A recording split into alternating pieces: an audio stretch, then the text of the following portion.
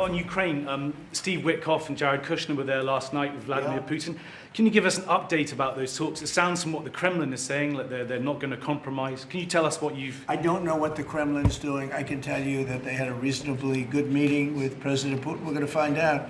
It's a war that should have never been started. It's a war, if I were president, we had a rigged election. If I were president, that war would have never happened.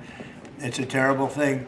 But I thought they had a very good meeting yesterday with President Putin. We'll see what happens. It's, you know, when I was in this office and I talked about no cards, I said, you have no cards.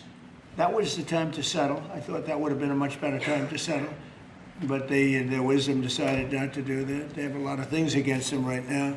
But you have President Putin had a very good meeting yesterday with Jared Kushner and with Steve Witkoff. What comes out of that meeting, I can't tell you, because it does take two to tango. You know, Ukraine, I think we have something pretty well worked out with them. They're very satisfied, considering. But the sad part is, if I were president, no war would have ever happened. They would have had 100% of their territory. Nothing would have happened. It's a very sad situation. So think of this. Last month, 27,000 soldiers. 27. That's like, you take a stadium, a football stadium, not an arena, and you cut it in half. 27,000 people died, young, mostly young soldiers, died last month, in 1 month. And that's the only reason I'm involved. You know, we're not spending any money in the war. We're selling to NATO. We're not being ripped off like we were under Biden. Biden was handing everybody everything we had, giving them all the missiles, everything they wanted, free, no charge. So just, he had no idea what he was doing. They're paying top dollar, full price for everything. Goes to NATO, and then NATO distributes it. NATO pays us. So we're not, it's not money.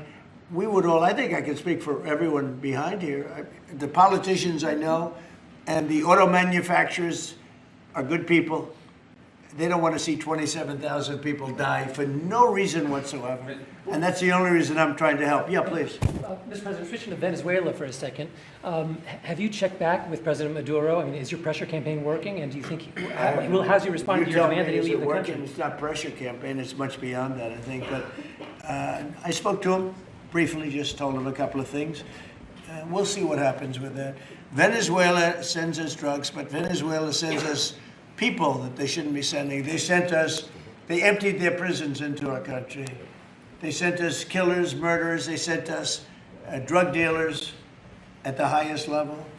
They sent us gang members. They sent us people from their mental institutions. They emptied their mental institutions into our country.